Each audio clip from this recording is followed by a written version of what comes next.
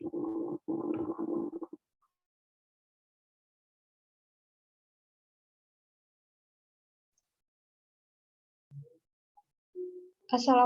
warahmatullahi wabarakatuh.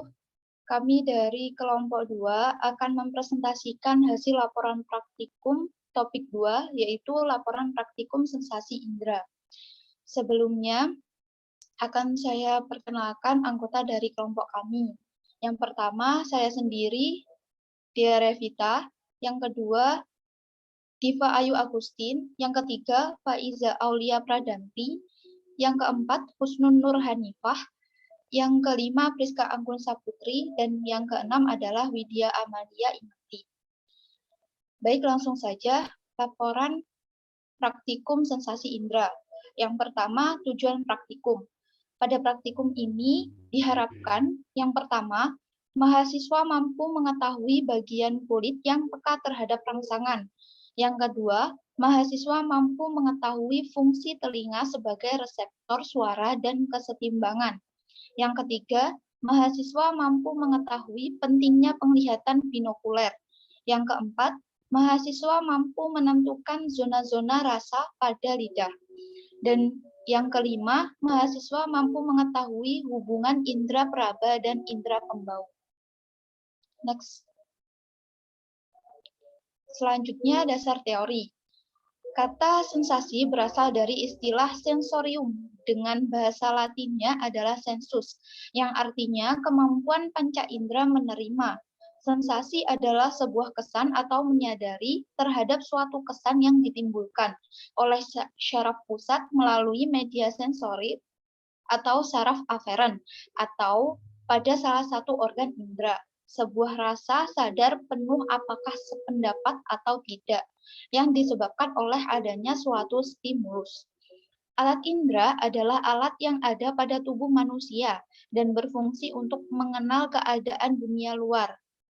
Alat adalah reseptor saraf yang sensitif, dan dunia luar adalah dunia di luar tubuh manusia itu sendiri, yang disebut rangsangan.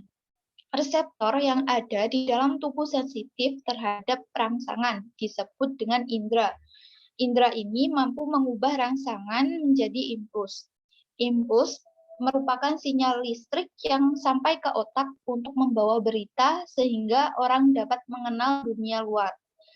Nah, alat indera dikenal juga sebagai panca indera karena terdiri dari 5 indera, yaitu indera penglihatan atau mata, indera pendengar atau telinga, indera pembau, pencium atau hidung, indera pengecap atau lidah, dan indera peraba atau kulit.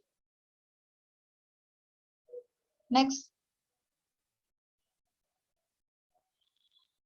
Dalam praktikum ini terdapat 5 jenis uji coba praktikum sensasi indera. Yang pertama yaitu uji coba indera peraba atau kulit, uji coba indera pendengar atau telinga, uji coba indera penglihatan atau mata, uji coba indera perasa atau lidah, dan uji coba indera pembau atau hidung. Selanjutnya metode. Pada praktikum ini menggunakan alat dan bahan diantaranya jarum pentul, ijuk, bunsen, es batu, gelas ukur, tabung reaksi, penggaris, ballpoint atau pensil, garpu tala, logam pemukul garpu tala, meteran, pil kina, nutrisari, gula, garam, apel, wortel, dan bawang merah. Next. Selanjutnya prosedur. Uji coba yang pertama yaitu uji coba indera peraba atau kulit. Yang pertama yaitu menggambar sebuah persegi pada punggung tangan dengan ukuran 2,5 cm kali 2,5 cm. Selanjutnya, membagi persegi tersebut menjadi 25 kotak kecil masing-masing seukuran 0,5 cm kali 0,5 cm. Selanjutnya, menyiapkan jarum pentul, ijuk, bunsen, dan es batu. Kemudian, menyentuhkan ujung jarum pentul untuk menguji bagian kulit yang merasakan sentuhan rasa sakit pada masing-masing kotak. dan selanjutnya mengulangi langkah sebelumnya sebanyak 3 kali, masing-masing menggunakan ijuk, jarum pentul, yang ujungnya dipanaskan dan yang ujungnya diberi es. Yang terakhir yaitu mencatat hasil pada masing-masing tabel dengan memberi tanda akar untuk bagian yang merasakan sentuhan dan X untuk yang tidak merasakan. Next. Yang kedua yaitu uji coba indera pendengar atau telinga. Langkah-langkahnya yang pertama yaitu menyiapkan garpu tala, logam pemukul garpu tala, dan meteran. Selanjutnya menggetarkan garpu tala, kemudian diletakkan di atas kepala. Kemudian menggetarkan garpu tala didekatkan pada telinga kiri. Selanjutnya menggetarkan garpu tala dan didekatkan pada telinga kanan. Kemudian memperhatikan terdengar atau tidaknya bunyi garpu tala pada telinga kiri dan kanan. Yang terakhir yaitu hasil masing-masing pengamatan.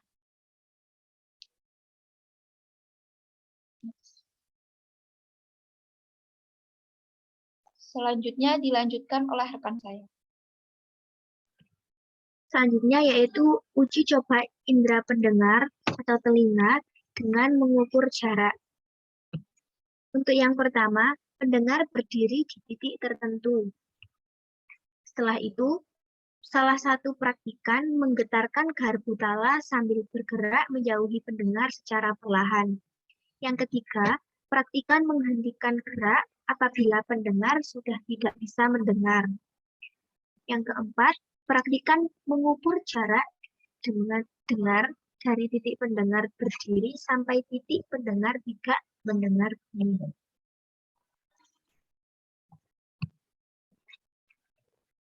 Untuk selanjutnya, uji coba indera penglihat atau mata. Yang pertama, praktikan 1 menutup mata sambil memegang ballpoint. Yang kedua, memegang tabung reaksi sambil menggerakkan ke kiri dan ke kanan sebanyak 10 kali. Yang ketiga, praktikan 1 mencoba memasukkan ballpoint ke dalam tabung reaksi. Yang keempat, mengulangi langkah sebelumnya sebanyak 1 kali dengan menggunakan mata lainnya yang ditutup. Yang kelima, mencatat hasil berapa kali praktik dan 1 masukkan ballpoint. Selanjutnya, mencatat hasilnya.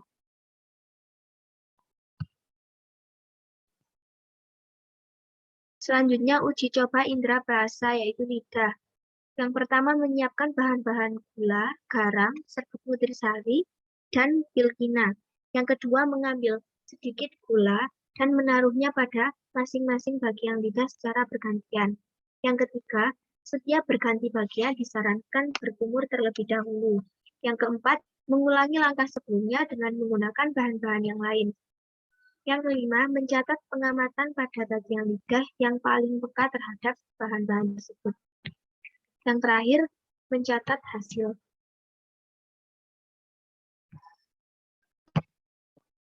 Terus selanjutnya, uji coba indera pembau atau hidung dengan menutup mata. Yang pertama, menyiapkan potongan kecil-kecil bawang merah, wortel, dan apel.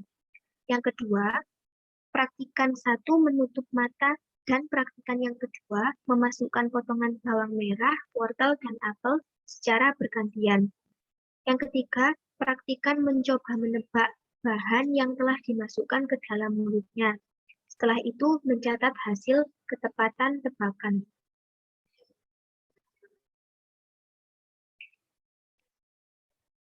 Untuk selanjutnya, uji coba indera pembau atau hidung dengan menutup mata dan hidung. Langkah yang pertama, menyiapkan potongan kecil bawang merah, wortel, dan apel. Yang kedua, praktikan 1 menutup mata dan hidung. Selanjutnya, praktikan kedua, memasukkan potongan bawang, wortel, dan apel secara bergantian. Yang keempat, praktikan kedua, mencoba menebak bahan-bahan yang telah dimasukkan ke dalam mulut. Setelah itu, mencatat hasil ketepatan tebakan.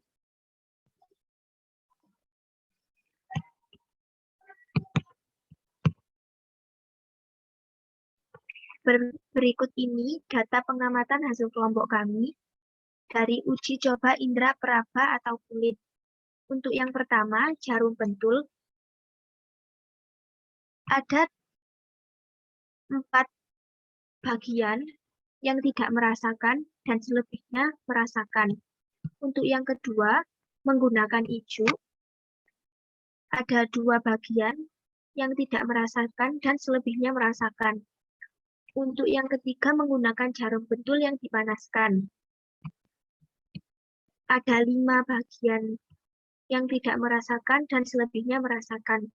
Untuk yang keempat, menggunakan jarum pentul yang didinginkan. 1 bagian yang tidak merasakan dan selebihnya merasakan.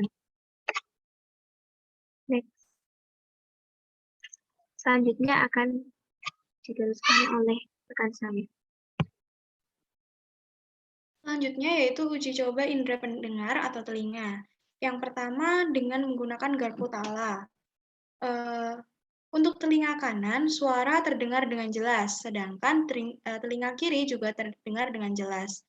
Sedangkan apabila garpu tala diletakkan di atas kepala, suara terdengar samar-samar. Yang kedua yaitu dengan mengukur jarak. Digunakan telinga kiri. Dilakukan 3 kali percobaan. Percobaan yang pertama yaitu didapatkan 70 cm, 83 cm, dan 75. Sehingga rata-rata percobaan yaitu sebanyak 76 cm. Next.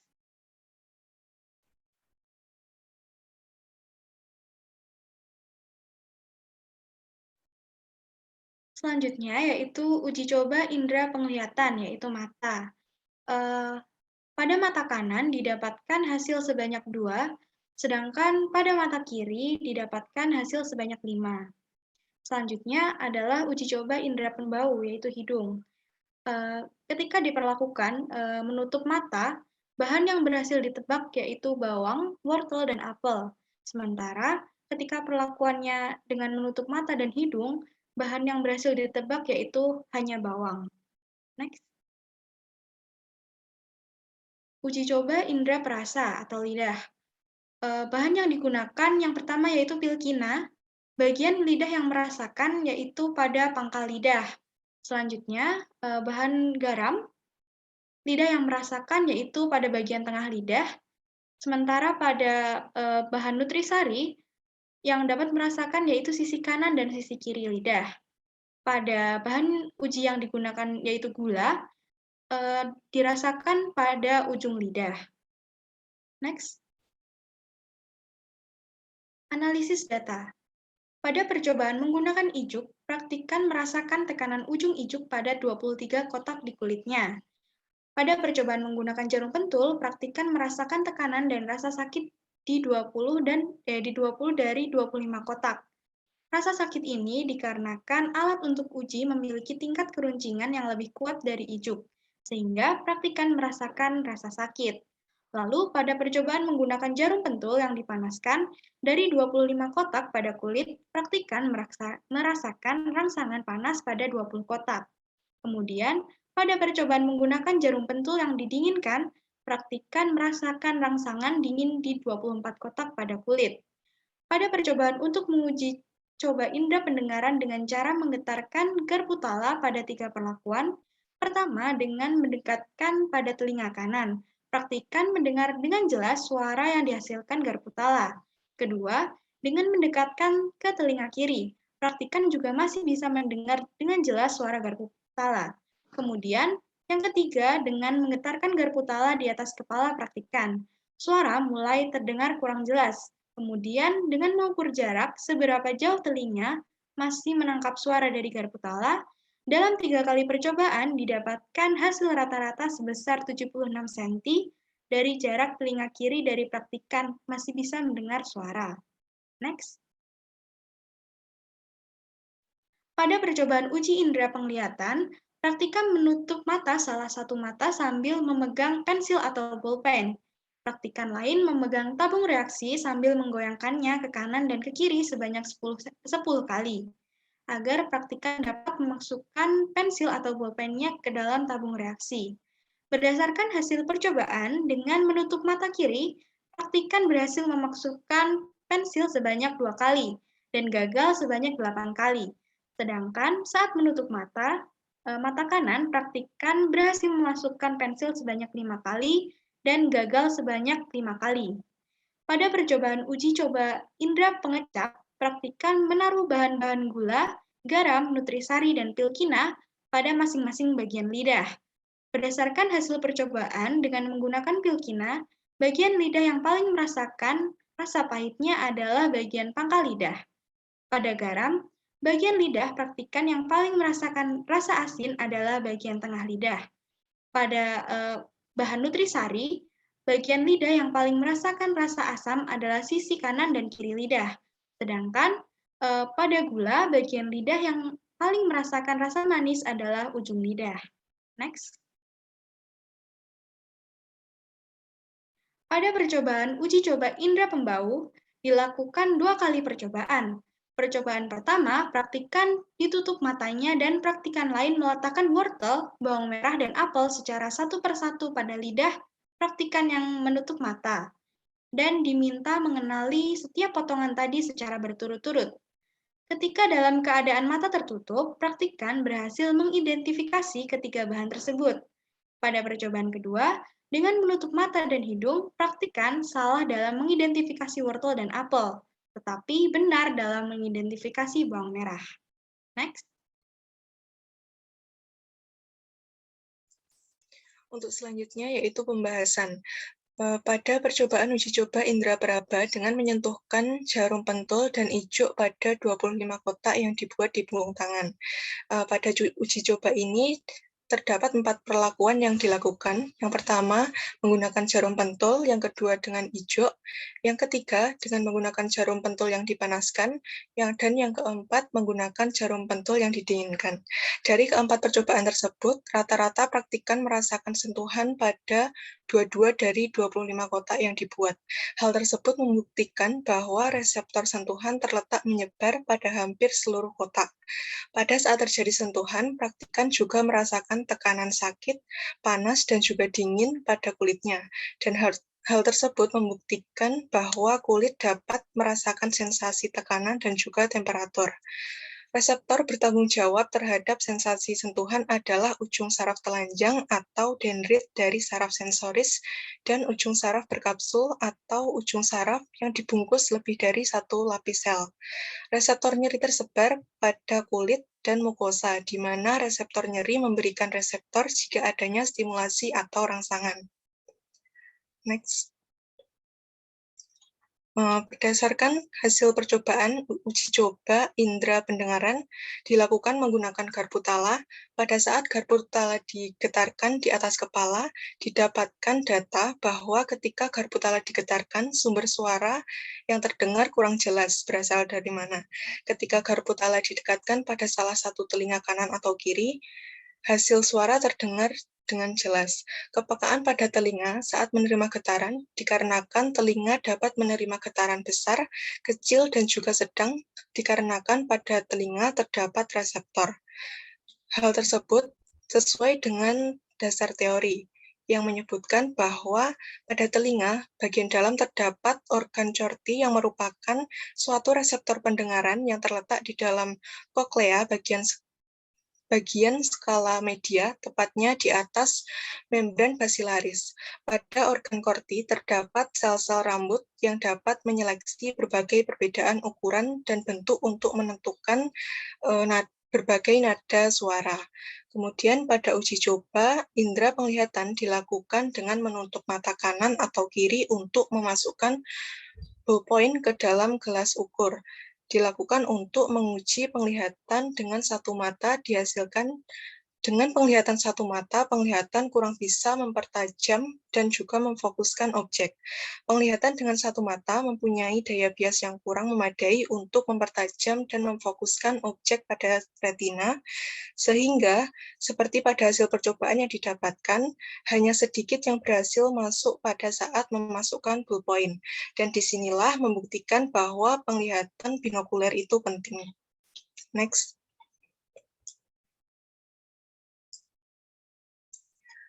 Pada uji coba indera pengecap didapatkan hasil bahwa pada rasa manis, bagian lidah yang paling peka terhadap rasa tersebut adalah bagian ujung lidah. Kemudian untuk rasa pahit pada pangkal lidah dan rasa asam pada sisi kanan dan kiri lidah. Dan untuk rasa asin pada bagian tengah lidah. Hal ini hampir sesuai dengan dasar teori yang disebutkan, kecuali pada zona rasa asin. Pada teori disebutkan bahwa zona asin berada di sisi belakang lidah. Dengan adanya perbedaan tersebut menunjukkan bahwa sebenarnya semua bagian lidah dapat merasakan semua rasa, tetapi ada beberapa bagian yang memang benar-benar peka terhadap rasa tertentu. Kemudian pada uji coba indera pembau dengan merasakan dan mencium bawang merah, wortel, dan apel. Pada posisi mata tertutup, praktikan berhasil menebak rasa dan bau dari bawang merah, wortel, dan apel. Sedangkan pada saat mata dan hidung tertutup, praktikan hanya bisa menebak rasa bawang merah saja. Hal ini membuktikan bahwa indera pembau memiliki hubungan erat dengan indera perasa.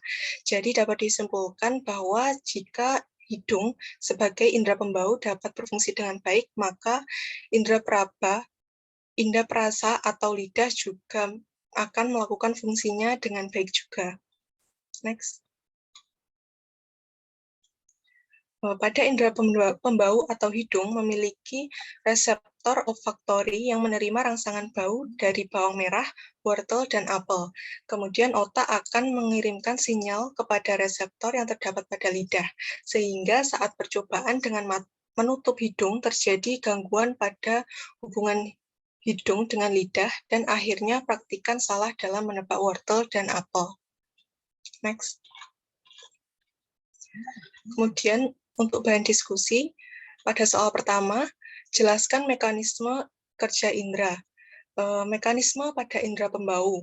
Di dalam rongga hidung terdapat selaput lendir yang mengandung sel-sel pembau titik. Pada sel-sel tersebut terdapat ujung saraf pembau atau saraf kranial, atau bisa disebut nervus olfactorius, yang selanjutnya akan bergabung membentuk serabut-serabut saraf pembau untuk menjalin dengan serabut-serabut otak atau tubulus olfactorius. Zat kimia tertentu berupa gas atau uap masuk bersama udara inspirasi mencapai reseptor pembau. Zat ini dapat larut dengan lendir-lendir hidung sehingga terjadi pengikatan zat dengan protein membran pada dendrit, kemudian timbul impuls yang menjalar ke akson. Saraf otak menembus lamina gibosa, tulang etmoid, masuk ke rongga hidung, kemudian impuls dijalarkan ke daerah pembau primer pada korteks otak untuk diinterpretasikan.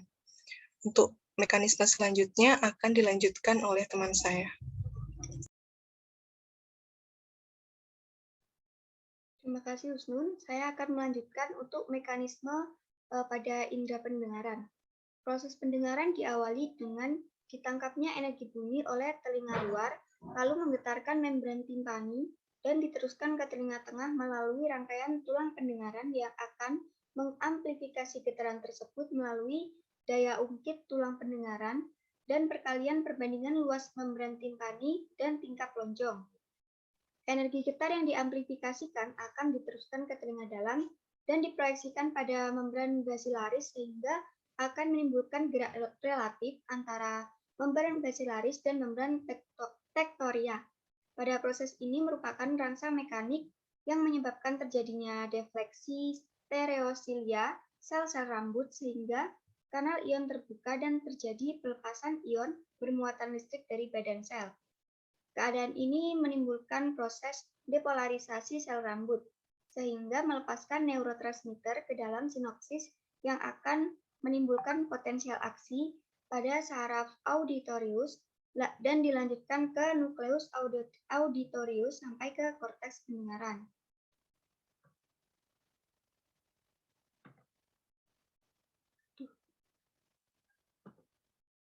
Selanjutnya, indera pengecap. Mekanismenya rangsangan dari makanan dan minuman yang larut dalam air liur akan masuk ke tunas pengecap dan diterima oleh sel-sel reseptor sesuai dengan rasa yang dikenalinya. Reseptor tersebut kemudian mengirimkan impuls ke saraf fasial dan atau glosofaringeal ke lobus parietalis otak untuk diinterpretasikan menjadi rasa.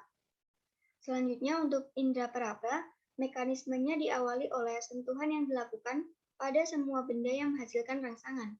Rangsangan itu diterima oleh reseptor kulit, yang kemudian akan diteruskan oleh reseptor ke otak dan memerintahkan tubuh untuk menanggapi rangsangan tersebut.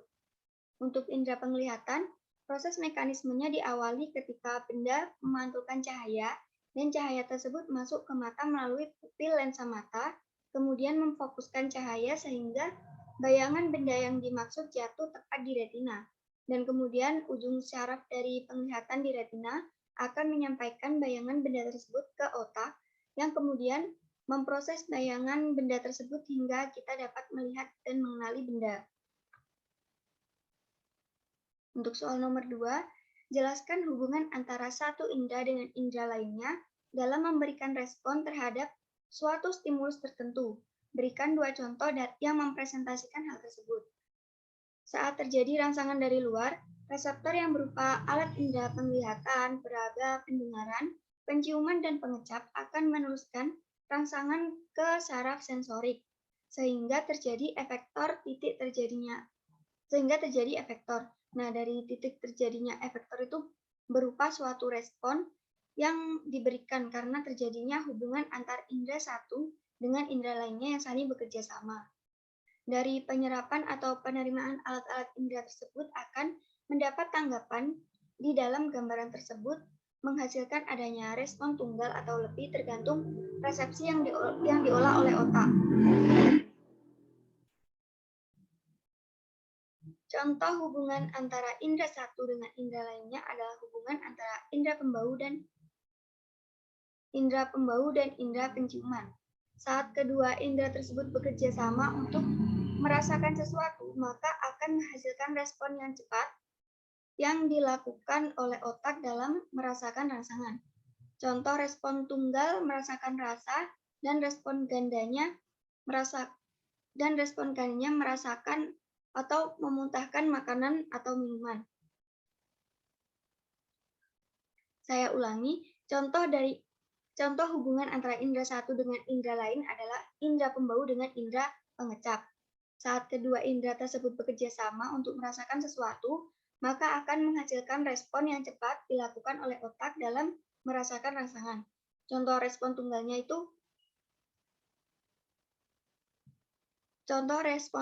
yaitu merasakan rasa, dan respon gandanya merasakan kemudian memuntahkan makanan atau minuman tersebut. Contoh lainnya pada indera pendengaran dan penglihatan yang memerlukan koordinasi antara mata dan telinga agar bisa melihat dan mendengar materi, kemudian diterjemahkan oleh otak yang akan memberikan respon untuk melakukan sesuatu seperti menulis, membaca, dan lain-lain. Yang ketiga, jelaskan bagian-bagian kulit yang peka terhadap rangsangan. Gambarkan dan identifikasi struktur kulitnya. Yang pertama ada corpuscula pacini, ujung syaraf pada kulit yang peka terhadap rangsangan tekanan kuat, titik terletak di jaringan subkutan pada mesenterium, tendon, ligamen, telapak tangan, telapak kaki, puting, periosteum, dan genitalia eksterna. Yang kedua ada corpuscula ruffini, ujung syaraf pada kulit yang peka terhadap rangsangan panas, terletak pada jaringan ikat termasuk ke dalam bagian dermis, dan kapsula sendi yang memiliki kapsula jaringan ikat tipis yang mengandung ujung di akhir syaraf yang menggelembung. Selanjutnya ada corpuscula meissner, ujung syaraf perasa pada kulit yang peka terhadap sentuhan. Letaknya terletak pada papila dermis, khususnya pada bibir, puting, ujung jari, dan genitalia. Selanjutnya ada Krause, ujung syaraf perasa pada kulit yang peka terhadap rangsangan dingin dan terletak di daerah mikokutis, bibir, dan genitalia ekstema pada dermis dan berhubungan dengan rambut. Selanjutnya ada lempeng Merkel atau ujung perasa sentuhan dan tekanan ringan terletak pada permukaan kulit. Dan selanjutnya ada ujung syaraf bebas, ujung perasa yang peka dalam mendeteksi rasa nyeri yang letaknya pada bagian yang dekat dengan permukaan kulit. Yang keempat, jelaskan fungsi telinga sebagai reseptor suara dan kesetimbangan. Analisis bagaimana kedua fungsi tersebut diperankan secara sinergis oleh telinga. Fungsi telinga sebagai reseptor suara karena telinga dapat mendeteksi dan mencerna rangsangan suara dari luar dengan mekanisme-mekanisme yang dimiliki hingga otak dapat mendeteksi rangsangan suara tersebut dan menyebabkan kita dapat mendengar suara. Fungsi telinga sebagai kesetimbangan karena telinga memiliki tabung eustasius yang berfungsi untuk menjaga keseimbangan tekanan udara antara telinga luar dan telinga tengah, sehingga gendang telinga tidak mudah robek. Telinga memiliki organ keseimbangan meliputi kanalis semisirkularis, sakulus, dan uticulus yang membuat posisi tubuh tetap setimbang atau bergerak. Untuk poin 5 dan selanjutnya akan dijelaskan oleh Widya.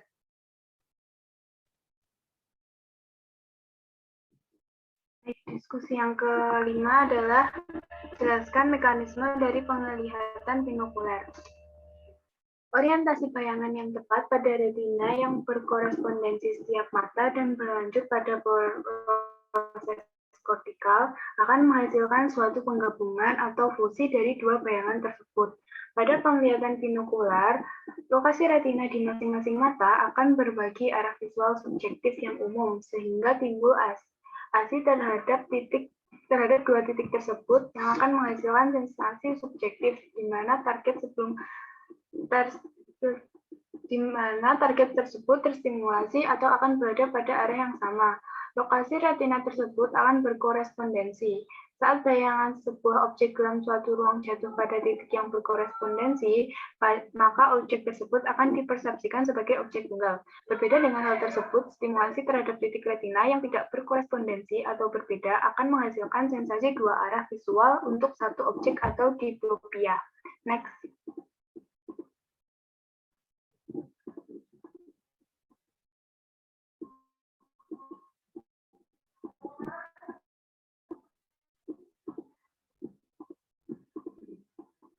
Diskusi yang keenam, bagaimana bintik buta pada proses penglihatan? Adakah perbedaan di antara keduanya? Jelaskan. Nah, di dalam retina terdapat fotoreseptor yang terdiri dari sel batang dan sel kerucut. Sel batang lebih pekat terhadap cahaya, namun kurang pekat terhadap warna sementara. Sementara sel kerucut kurang peka pada cahaya, namun peka terhadap warna. Pada sel batang itu tersebar, namun sel kerucut berkumpul di bintik kuning. Peran bintik kuning atau fovea adalah sebagai tempat jatuhnya bayangan agar terbentuk bayangan yang jelas, sementara bintik buta adalah tempat masuknya sel saraf sehingga tidak terdapat fotoreseptor. Perbedaan di antara keduanya adalah pada bintik buta tidak terdapat fotoreseptor, sehingga tidak mendeteksi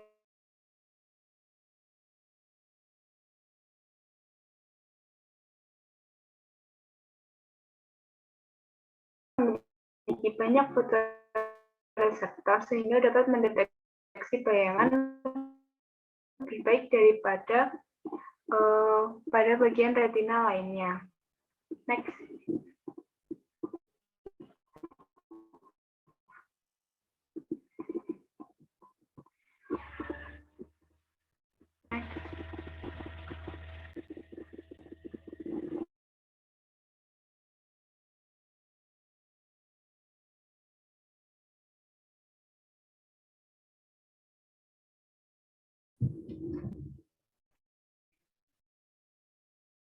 Baik, saya lanjutkan diskusi yang nomor 7.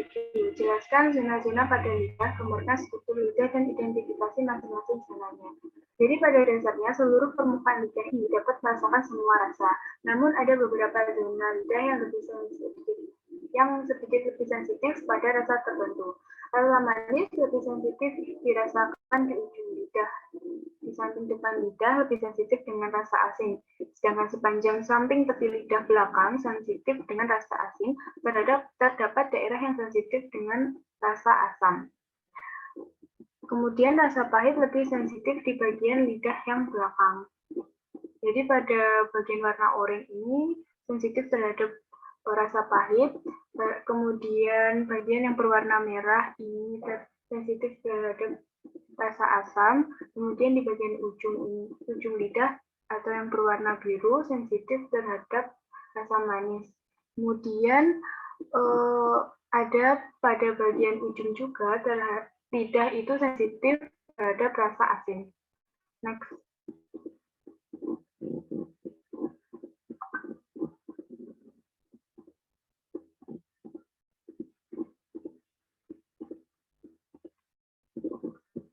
Diskusi yang ke-8, jelaskan hubungan antara indera peraba dan indera pembau. Analisis melalui dan contoh peran konkretnya.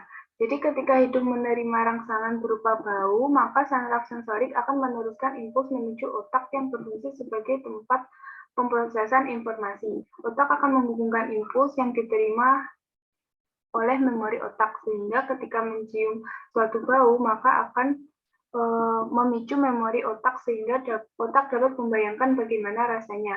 Contohnya ketika mencium bau permen kapas, maka kita dapat membayangkan bagaimana lembutnya permen kapas tersebut. Next. Nah, kesimpulan dari praktikum ini adalah yang pertama, pada bola terdapat reseptor yang bertanggung jawab terhadap rangsangan panas. Grup ini yaitu tekanan atau Pacini, dingin atau Kraus, sakit pada ujung syaraf bebas, dan sentuhan atau Meissner yang menjadikan kulit sebagai indera peraba. Kedua,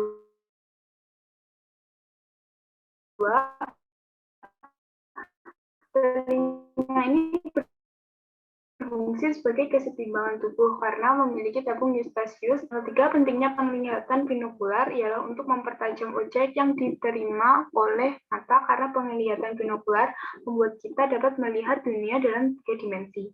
Yang keempat, penentuan zona-zona pada lidah ialah pangkal lidah untuk rasa pahit, sisi kanan kiri belakang untuk rasa asam, sisi kanan kiri depan untuk rasa asin, dan bagian ujung lidah untuk rasa manis. Yang terakhir, hubungan indera perasa dan pembau adalah jika hidung sebagai indera pembau dapat berfungsi dengan baik, maka indera perasa lidah juga akan melakukan fungsinya dengan baik juga. Next. Berikut adalah lampiran saat kelompok kami melakukan praktikum.